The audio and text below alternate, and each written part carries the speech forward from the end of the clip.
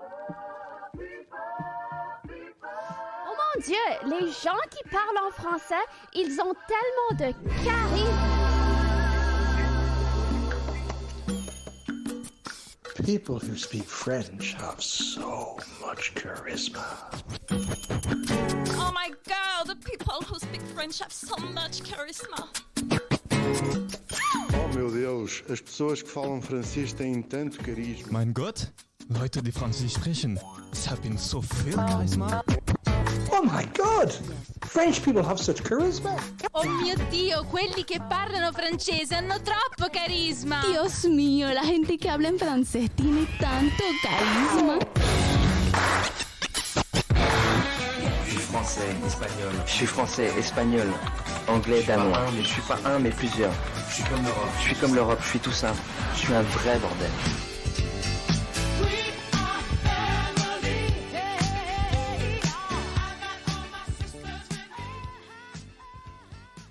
Bonjour à toutes et à tous et bienvenue dans un nouvel épisode de la Semaine internationale des radios Sorbonne Université, où on aime voyager, échanger autour des autres cultures, découvrir et partager. Alors mes chers étudiants, imaginez, vous décidez de partir à l'étranger, de quitter votre nid pour finalement découvrir une nouvelle partie du monde et de vous-même. Mais dès que vous arrivez à destination, vous vous sentez perdu, sans amis, avec beaucoup d'incertitudes et sans savoir d'où commencer votre nouvelle vie. Eh bien, c'est alors en ces moments que les associations Erasmus vont devenir vos alliés.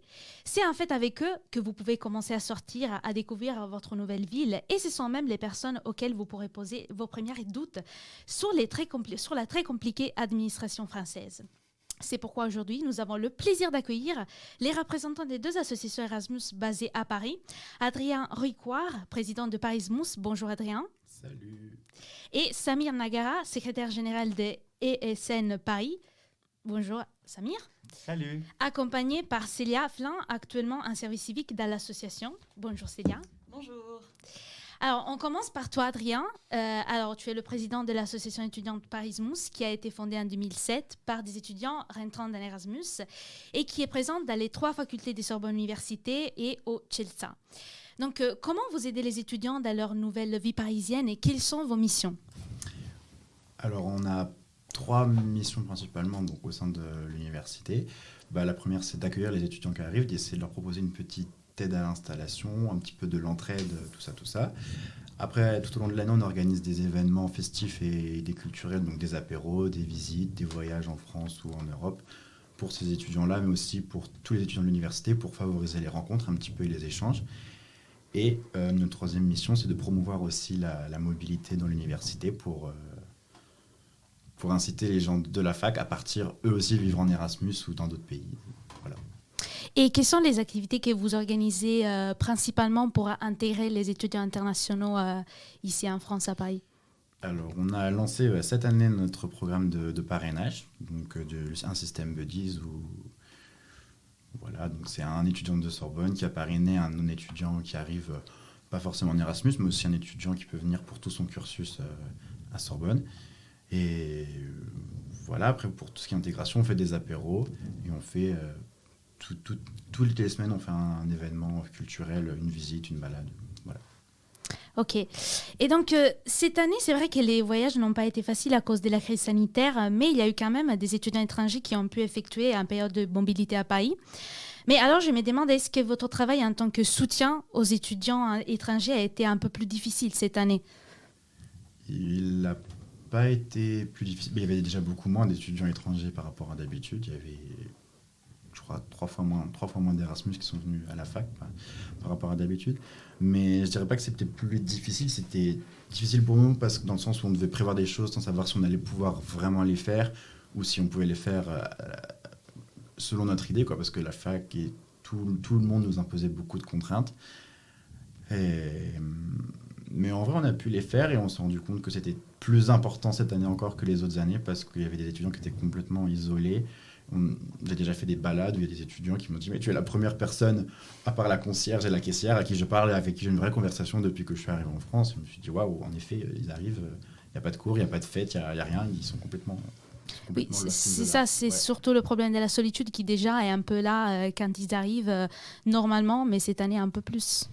C'est ça, ouais, c'est ça exactement, parce que vraiment il n'y a pas de le contact est beaucoup plus difficile parce qu'on est tout le temps en visio, pas de cours, pas de soirée, pas de voyage, pas de rien, quoi. Enfin, Oui, oui. Et comment vous avez du coup pu organiser des activités même pendant la crise sanitaire, les confinements et tout ça? alors, au début de l'année, en septembre, on a pu faire des événements à peu près normalement, puisque tout était encore un peu rouvert. On a fait des visites de musées, des balades, on a pu faire un apéro. Après, ça s'est gâté, on n'a vraiment rien pu faire. On a pu reprendre un petit peu, on a continué à faire des balades gratuites en plein air en février, ça a pu reprendre. Et une fois qu'on a été reconfiné une troisième fois, là, on a continué à faire des balades, mais par petits groupes. Ok. Donc, merci beaucoup, Adrien. Où on peut vous trouver? Donc, sur Internet, vous avez un site, les réseaux? Principalement sur notre Insta, Parismus-Sorbonne. Ou sur notre Facebook, Parismus sur Facebook, c'est pas trop dur à trouver. On a un site internet, parismus.fr. Voilà. D'accord. Merci beaucoup, Adrien. Maintenant, on va passer à Samir, qui est secrétaire général de ESN, Erasmus Student Network de Paris, association bénévole internationale qui est née en 1990 à Copenhague et qui ensuite s'est développée dans plusieurs sections locales dans toute l'Europe, dont celle de Paris. Donc, vous aussi, comment vous aidez les étudiants internationaux à Paris et quelles sont vos missions? Alors nous, on a 2 missions, ça ressemble beaucoup à Parismus, on a vraiment des missions très très similaires. Alors la première mission, c'est d'accueillir les étudiants internationaux.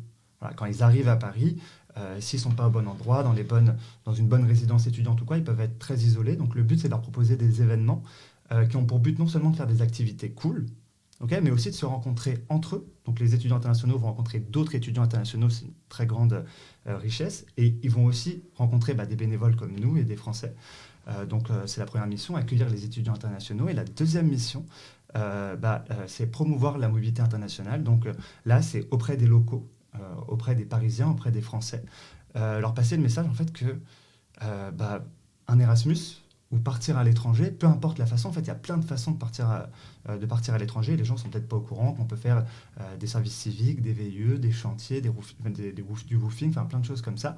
Nous, on leur dit, si vous avez une occasion de partir, faites-le, vraiment. Parce que ça peut changer votre vie, votre vision du monde complètement, faites-le. Donc c'est notre mission, on va sur des salons, on va même parfois dans des écoles pour dire que partir à l'étranger, c'est quelque chose de vraiment cool. Et justement, quelles sont les activités que vous organisez pour accomplir toutes ces missions?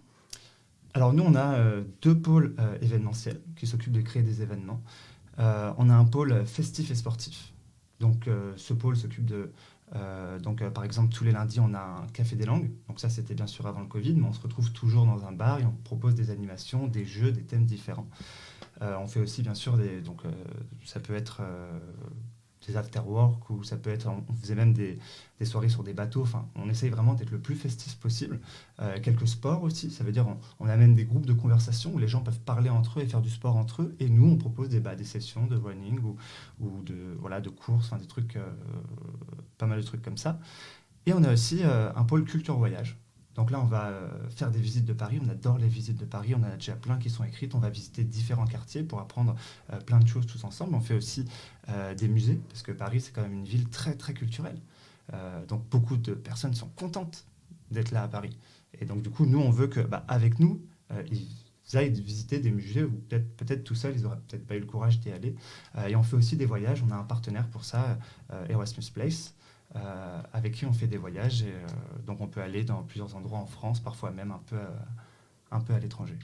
Mais donc, comme vous êtes une association qui a aussi d'autres sections dans d'autres pays de l'Europe, est-ce qu'il y a aussi des activités que vous organisez en collaboration avec des autres ESN, d'autres villes, d'autres pays? Alors oui, on peut aller dans d'autres villes. Il faut savoir que nous, si on va à Strasbourg, ESN Strasbourg sera très content de nous accueillir. Et c'est un truc dans l'autre sens qui se produit encore plus souvent. Ça veut dire que quand ESN Nancy décide de faire un voyage à Paris, ce qu'ils peuvent faire assez régulièrement, nous, il y aura ESN Paris qui va venir, des bénévoles sur place pour faire une visite, pour faire un musée et pour rencontrer des étudiants internationaux de Paris pour créer le plus de mélange possible. Mais ça peut être aussi, par exemple, ESN, je ne sais pas, à Rome ou d'autres pays étrangers. Ça arrive plus rarement. Je n'ai pas beaucoup de souvenirs d'ESN qui sont venus d'aussi loin. Okay. Mais il y a un événement très notable qui s'est produit il y a pas très longtemps, il y a 2 ans, avant le coronavirus, c'était les Erasmus Games. Alors, comme nous, on est un réseau, il faut savoir qu'en Europe, il y a 530 sections ESN. On est même en Russie, on est en Allemagne, on est en Suède, on est un peu dans tous les pays d'Europe. Donc, on a organisé avec tout le réseau, et c'est Paris qui accueillait des Jeux Erasmus, des Jeux Olympiques sportifs de ESN, quoi, avec des étudiants internationaux qui venaient de partout. Donc nous, oui, à Paris, on a accueilli plus de 300 étudiants internationaux qui venaient de tous les pays. Ça a été un super événement, ça a été un super mélange. Je me souviens plus qui a gagné, mais j'aurais dû. Il y a eu pas mal de jeux, il y a eu du basket, il y a eu du volley, il y a eu du foot, c'était vraiment cool. Mais justement, encore une fois, on voit que ce sont des activités qui demandent la présence de beaucoup de monde. Donc cette année, vous aussi, comment vous avez pu réorganiser toutes ces activités à cause de la crise sanitaire ? Alors bien sûr, nous, on est une asso événementielle. Donc on fait des événements et nos bénévoles ont très envie de se retrouver en vrai en fait, et de faire des événements. Donc comme tout le monde au début, on a dû arrêter. Très vite, on est passé sur Discord, on a fait des événements en ligne quand même, on a fait des petits jeux, des trucs comme ça. On s'est rendu compte que ce n'était pas tout à fait dans notre ADN. Ça veut dire que nous, on voulait de la vraie rencontre, des vrais événements. Malgré tout, on a fait l'effort d'être présent. Pas autant que ce qu'on aurait aimé. On aurait aimé être beaucoup plus présent à ce niveau-là. Mais on a quand même maintenu, par exemple, des événements cinéma. Donc il y avait des Netflix parties, mais il y avait aussi d'autres choses par rapport au cinéma, où en même temps, on donnait des points de culture, des points un petit peu de français aussi. On a eu aussi... Donc nous, ce qui a été très important pendant le confinement, c'était nos groupes de conversation. Là, on a à peu près 7 groupes WhatsApp, donc avec plus de 1500 personnes dessus, étudiants internationaux qui, entre eux, peuvent parler. Parce que je suis d'accord avec ce que disait Adrien, le président de Paris Smith, je suis complètement d'accord. L'isolement a été un enjeu très fort pendant le confinement. Il a fallu qu'on essaye d'être présent pour aider les étudiants internationaux qui n'ont pas forcément de famille, qui sont tout seuls. Donc ces groupes de discussion, ils pouvaient parler entre eux. Quand ils pouvaient se voir un petit peu, mais qu'on n'avait pas le droit de faire des événements, au moins ils pouvaient se voir à des groupes de 3, 4, 5, 6. C'était des choses, c'était des choses intéressantes. Nous, on était présents à ce niveau-là. D'accord. Merci beaucoup, Samir. Et donc, je vois que tu as été accompagnée par la jeune Célia, qui est actuellement en service civique dans votre association. Donc, bonjour Célia. Bonjour. Et donc, tu as 22 ans et tu es franco-allemande et tu es en train de faire le service civique à ESN. Et pourquoi tu as choisi cette association à vocation internationale et quelles sont tes missions dans l'association ? Alors pourquoi j'ai choisi ESN ? Déjà justement parce que je suis moi-même internationale. J'ai vécu dans plusieurs pays en Europe et ailleurs. Et du coup, moi, en rentrant en France, je me suis trouvée vachement déstabilisée parce que j'avais plus accès à l'international justement. Et je me suis dit ok, mais il faut que je change ça parce que c'est ça qui me passionne et tout. Donc j'ai trouvé ESN et j'ai trouvé le service civique et j'ai adoré le projet. Parce qu'en fait, je travaille sur un projet de web radio qu'on est en train de développer à ESN. Et du coup, j'ai sauté sur l'occasion et je suis très heureuse d'être là-dedans. Et du coup, mon rôle, c'est justement d'intervenir dans ce projet, de parfois coordonner, parfois manager, gérer les projets pour enregistrer les émissions, pour gérer le programme des musiques, etc. Donc avec toutes les équipes qui travaillent là-dessus à ESN. D'accord. Et comment les étudiants internationaux vont participer à ces projets de web radio, justement ? De différentes façons. Enfin, déjà, on a enregistré des émissions où c'est grosso modo des interviews, des discussions avec les étudiants internationaux. Donc, il y en a une, notamment sur le thème de la précarité étudiante. Et donc là, on a recueilli les témoignages, en fait, des étudiants. Puis on a discuté de leurs expériences avec le Covid, etc. Donc d'une part, ils vont pouvoir intervenir là-dedans. Et d'autre part, en fait, nous, on veut qu'au bout d'un moment, ça devienne presque interactif. Que, en fait, s'il y a un étudiant international qui vient nous voir et qui nous dit « Ok, j'ai des idées, je veux faire une émission, je veux faire une interview, je veux faire un documentaire audio ou quoi », ces étudiants sont les bienvenus pour venir travailler avec nous. Et voilà. Merci beaucoup Célia. Et maintenant, avant de passer à la deuxième partie de cette interview, j'aimerais poser une question à tous les deux en même temps, Adrien et Samir. Alors c'est vrai que dans ces associations, vous êtes tout le temps en contact avec des étudiants qui viennent du monde entier, mais surtout des pays de l'Union européenne. Et on sait que dans ces dernières années, surtout après la Brexit, après cette année des crises sanitaires, on se questionne beaucoup sur l'Europe, sur sa force, son rôle et ses valeurs. Et donc, est-ce que vous, dans votre milieu associatif qui est en strict contact avec la jeunesse, vous ressentez de la part des jeunes la volonté vraiment d'être européen, le sentiment d'appartenir à une citoyenneté européenne? Je dirais pas qu'il y a une volonté, mais souvent c'est un peu genre une évidence parce que les étudiants ils bougent d'un pays à l'autre. Et, je pense que nous, notre génération, on voit un peu l'Europe un peu plus comme une évidence que comme quelque chose. Par rapport à nos parents ou avant, pour nous, oui, on peut bouger dans n'importe quel pays, ça nous paraît normal et heureusement, j'ai envie de dire. Et moi, je dirais que en fait, on croise beaucoup d'étudiants et beaucoup d'étudiants qui ne sont pas d'Europe non plus. Je ne vois pas énormément de différence. La seule différence, c'est qu'on sait que pour un Européen, il sera beaucoup plus facile de bouger. Un Européen peut partir en vacances beaucoup plus facilement d'un pays à l'autre, peut bouger d'un... Voilà, c'est beaucoup plus facile, beaucoup plus évident. Et c'est un truc, je pense, qu'on souhaite tous à tout le monde. Les étudiants internationaux, quand ils arrivent ici, souvent, c'est une ouverture. Les Français qui vont à l'étranger, souvent, c'est une ouverture. Et quand on a connu ça et qu'on voit ce que ça apporte dans nos vies, en fait, on veut juste plus d'ouverture. Donc après, au niveau d'une identité européenne, je ne sais pas, la politique, c'est vraiment pas mon champ de domaine, mon domaine de compétences, mais je dirais que le côté un peu espace Schengen, ouverture d'un pays l'un sur l'autre, ouais, on kiffe, oui, on veut tous ça, quoi. D'accord. Merci beaucoup Adrien, Samir et Célia d'avoir répondu à mes questions. Et donc, il est alors le temps de vous laisser entre les mains de notre magicien des quiz de RSU, Nathan, qui va vérifier vos connaissances sur l'international. Donc, soyez prêts pour des International Quiz. Bien, bonjour à tous, bonjour à mes chers auditeurs de RSU et bonjour à Célia et à Adrien. Bonjour. Salut. Nous sommes rentrés désormais dans la partie du quiz de We Are Family, de cet épisode de We Are Family. Mais alors un quiz, pourquoi un quiz? Eh bien pour déterminer quelle sera peut-être la meilleure asso. Attention, on met des petits enjeux. Après, ce sera aussi à nos auditeurs de voter quels assos ils auront préférés, mais évidemment, il n'y a pas de vraie rivalité. Les deux assos ont chacune leurs compétences et leurs qualités. Mais on va quand même mettre une petite rivalité parce que c'est marrant, il nous faut de l'action. Il faut du challenge. Exactement. Alors, on va faire un petit quiz qui vous rapportera des points. Et on va commencer par des questions à choix. Est-ce que vous êtes prêts? Oui, chef. Je suis prête. Bien, alors à tour de rôle, je vais vous poser des questions qui auront plusieurs réponses et vous aurez environ une vingtaine de secondes pour y répondre. Ce sera un point par bonne réponse pour commencer. Alors, on va commencer. Qui veut commencer? Moi, je veux bien commencer. Allez, honneur aux dames. C'est Célia. chacun son tour, donc très bien. C'est ça, chacun son tour. Célia, quel pays est une monarchie constitutionnelle? Est-ce que c'est réponse A, la Lituanie, réponse B, le Danemark, ou bien réponse C, le Venezuela? Une monarchie constitutionnelle? Exactement. C'est le Danemark. Est-ce que tu es sûr de ta réponse? Certaine. Si tu perds, tu n'as pas de points. Ce serait un Je suis très sûre de ma mauvais réponse. départ. Je suis sûre de ma réponse. Je sens du doute. Non, c'est bon. Très bien, très bien. Eh bien, c'était la bonne réponse.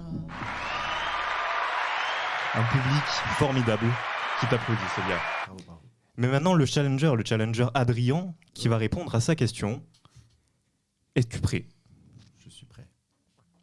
De quand date l'annonce du référendum britannique prononcé par David Cameron, alors Premier ministre, qui enclenchera plus tard le Brexit? Est-ce que c'est le 1er janvier 2016?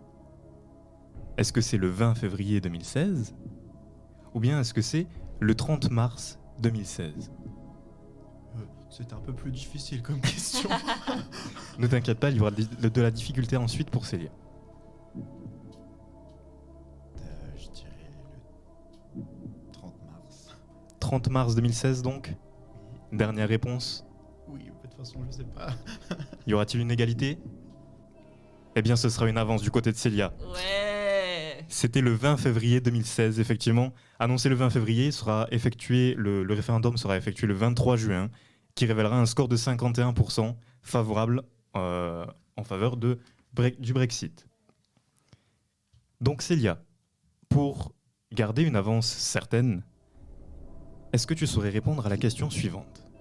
Dans quel pays peut-on trouver le site de Cornhenge, avec un accent britannique parfait, une réplique du site de Stonehenge, mais fabriquée à partir de voitures usagées et peintes à la place des pierres. Est-ce que c'est en Angleterre, le même pays d'origine que Stonehenge? Est-ce que c'est en Russie? Ou bien est-ce que c'est aux États-Unis? Un truc aussi étrange, je pense que c'est aux États-Unis. Je sens un peu de dédain. Non, j'adore les États-Unis, évidemment, très beau pays, mais oui, je dirais les États-Unis, c'est assez farfelu pour venir de là-bas. Très bien. Est-ce que c'est ta réponse, ta dernière réponse? C'est ma dernière réponse. C'est ta dernière réponse. Eh bien, l'avance est gardée par Célia, puisque c'était la bonne réponse. Effectivement, c'est aux États-Unis. En 1987, l'artiste Jim Reinders a souhaité créer ce site à partir de 39 automobiles d'époque, dans le but de déterminer sa raison d'être. Écoutez, on a tous nos problèmes. Adrien, on va essayer de rattraper, mais tout n'est pas perdu, je te rassure. Je vais essayer. Dernière question de cette partie du quiz.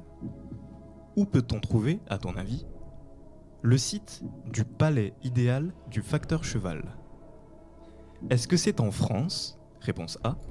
Est-ce que c'est au Luxembourg? Réponse B. Ou bien est-ce que c'est en Belgique? Réponse C. C'est en France, c'est ma dernière réponse. Enfin, ma réponse définitive. Réponse définitive, réponse définitive. Il y a un film dessus qui est sorti il n'y a pas longtemps, je l'ai vu à la télé avec ma mamie. Oh là là, là, on a de très gros points puisqu'effectivement c'était la bonne réponse. C'est en France. C'est en France, dans le département de la Drôme, qu'on peut trouver ce site au nom relativement étrange. Peut-être que tu sauras nous en dire un peu plus sur... Oui, en fait, c'est un facteur qui ramassait des pierres tous les jours pendant sa tournée. Et avec ces petites pierres, il a construit une sorte de maison complètement extravagante avec des sculptures, c'est... Exactement. Au beau milieu de la campagne et c'est Drôme, quoi.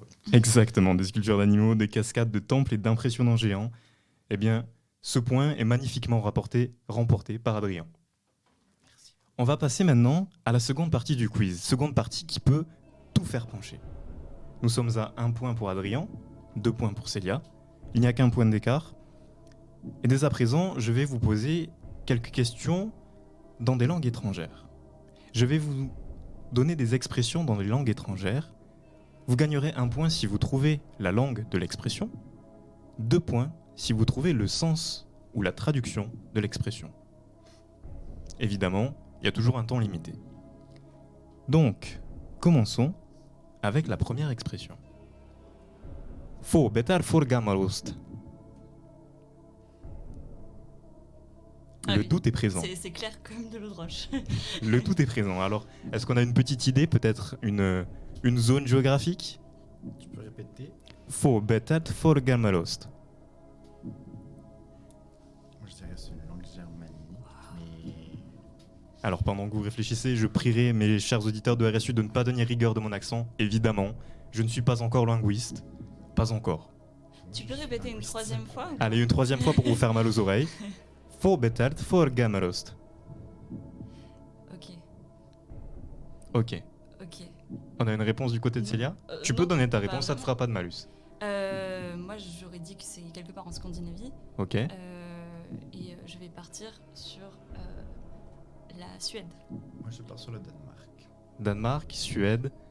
Eh bien, c'est du suédois. Ouais. C'est du suédois, donc c'est 1 point pour Célia. Mais attention, attention parce qu'Adrien peut toujours trouver le sens de l'expression. Et ce serait 2 points. Et ça nous ramènerait à 3 partout. Est-ce que ça parle de bière? Ça ne parle pas de bière, malheureusement. Moi, j'ai une idée. Je pense que cette expression veut dire, mot pour mot, il rira bien qui rira le dernier. À mon avis, c'est ça. C'est une très bonne tentative. Mais ce n'est pas ça. Un dernier essai peut-être de la part d'Adrien pour remonter? Ça veut pas dire j'ai faim? Non, malheureusement, ce n'est pas une expression qui exprime la faim, mais une expression qui littéralement veut dire être payé du vieux fromage, qui est l'équivalent du retour de bâton en français. Ah, bien sûr. Effectivement, pas mal. c'était évident. Nous sommes donc à 1 point pour Adrien, Oui. 3 points pour Célia. La remontada est tout à fait possible encore du côté d'Adrien. Deuxième expression. Conmpe nas costas. Encore une fois, ne tenez pas rigueur de mon accent, il est ignoble. Ok, c'est de l'espagnol. Voilà, on a espagnol du côté de Célia, portugais du côté Tu veux d'Adrien. bien répéter une troisième fois? Moi, j'enregistre vos réponses. J'ai eu espagnol du côté de Célia, portugais du côté d'Adrien. Et c'était le portugais. C'est Adrien qui commence sa petite remontada avec un point supplémentaire. Mais, attention, que veut dire cette expression? Alors, Adrien, peut-être as-tu une idée? Toi qui nous as donné le portugais directement? Ou Célia, peut-être? Tu peux répéter. Je veux bien que tu répètes. Comme nas costas. Ça veut dire comme un pied sans chaussures. Ah, on n'était pas très loin, Et effectivement. le début, c'est comme un pied. Effectivement, on a une histoire de pied. On n'est pas très loin. Est-ce que, Adrien, tu saurais nous donner quelque chose? Tu fais du portugais. Oui, moi aussi, c'est ça le pied. Ah là, les années de collège. Allez, vas-y, tente quelque chose. Tu perdras rien. C'est plus dur. Eh non, c'est pas ça, malheureusement. Pas de tentative du côté de Célia? Non. Pas de tentative. Eh bien, c'était effectivement avec un pied dans le dos, qui est l'équivalent du français les doigts dans le nez. Alors, c'est peut-être plus facile de faire quelque chose les doigts dans le nez qu'avec un pied dans le dos, mais allez savoir, les Portugais ont cette expression. Et cela nous ramène tout de même Adrien à 2 points, contre Célia à 3 points. 3 points. Troisième expression, dernière expression de cette manche. Celle-ci sera peut-être plus difficile due à mon accent inexistant. Efaga ton gosmo nasevro. Alors là. Alors, chers auditeurs, malheureusement, vous n'avez pas le regard douteux et perdu de mes deux invités. Les regards pleins de confusion. Exactement. Alors, où est-ce qu'on situerait ça? Est-ce qu'on repart dans la Scandinavie? Est-ce qu'on repart du côté oriental? Côté occidental? On part pas très loin pour le moment. On part pas très loin. Tu peux nous dire si c'est européen Non. Alors, c'est effectivement un pays d'Europe. Tu veux dire Union Européenne ou tu veux dire le continent européen? Union Européenne. J'ai le droit à combien de propositions? Tu as le droit à toutes les propositions que tu veux, tu peux rester toute la journée avec moi. C'est du grec? C'est du grec? Tu sors ça d'où? Je sais pas. On passe du catalan au grec? Eh bien, c'est une bonne réponse, Adrien. Wow. C'est une très bonne réponse qui te fait remonter 3 points à 3 points. C'est incroyable. Est-ce que tu aurais une idée peut-être de l'expression alors? Nous sommes revenus dans les regards perdus, plein de confusion. Je cherche dans mes bases de grec. À quoi ça peut s'apparenter, de grec ancien? Alors ouais, pas de grec ancien de mon côté, donc un petit peu plus difficile de faire des suppositions. Tu peux répéter une dernière fois? Une dernière fois, allez. Efaga ton gosmo na sevro. Je sais pas, désolé. Il n'y a pas de problème. Écoute, je pense que tout ça ne pourra faire que du bien à notre émission parce que on va s'arrêter sur une égalité sur cette manche. Cette expression voulait littéralement dire « j'ai mangé tout l'univers pour te trouver ». Expression quelque peu romantique, effectivement. Expression que l'on dit quand on a cherché quelqu'un pendant longtemps et qu'on l'a finalement trouvé. J'espère qu'on n'aura pas besoin de manger tout l'univers pour vous trouver. Mais c'est beau, c'est très beau comme expression. En effet, c'est très beau. Très grec. Mais du coup, ça nous amène à 3-3. Et pour vous départager, on va faire une manche finale en mort subite. Aïe. C'est-à-dire, eh bien c'est très simple. Vous connaissez l'Union Européenne, j'espère. Oui, j'ose espérer. entendu parler un peu, ouais. Un petit peu. Eh bien, vous allez me citer, à tour de rôle, les pays de l'Union Européenne. Le premier qui n'en aura plus aura perdu. Ok. Attention, Un stylo. qui va commencer? Attendez, moi je veux un stylo aussi. Pousse. Je commence. Ça marche? La France. La France, du côté de Célia. Le Portugal. Le Portugal, du côté d'Adrien. L'Allemagne. L'Allemagne. L'Espagne. Ça compte. La Belgique. On continue. Du Luxembourg. Effectivement, le Luxembourg compte aussi. L'Italie. L'Italie. L'Irlande. L'Irlande. Ok, très bien. L'Autriche. L'Autriche. On a de la tension des deux côtés. Ça commence rapidement à monter. Les Pays-Bas. Adrien ne se laisse pas déconcentrer, Célia. La Grèce. La Grèce. Malte. Malte. Effectivement, ça compte. La Pologne. La Pologne. La République tchèque.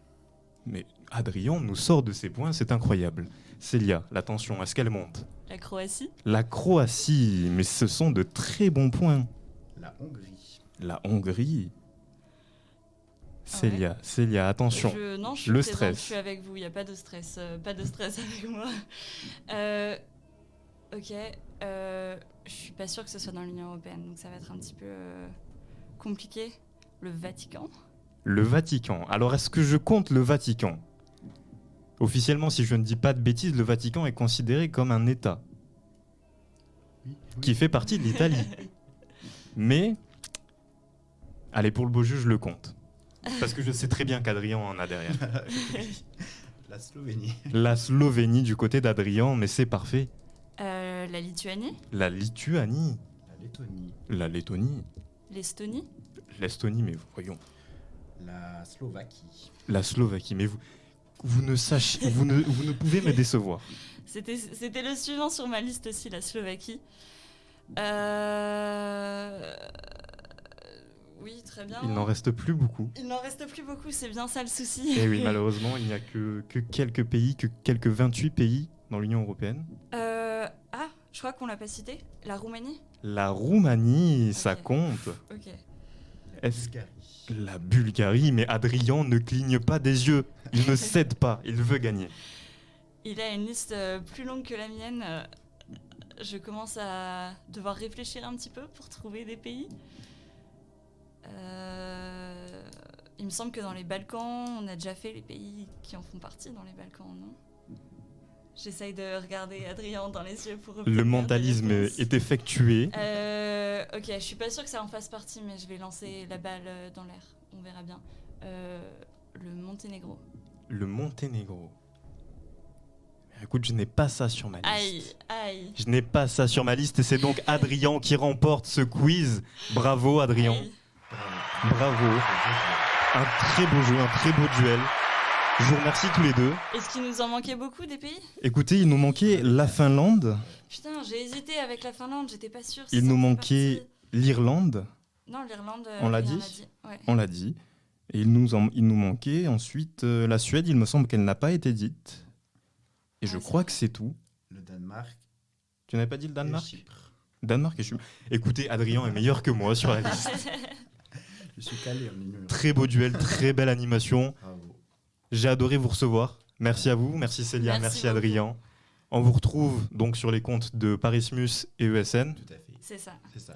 Merci à vous, passez une bonne journée, mes chers auditeurs de la LSU.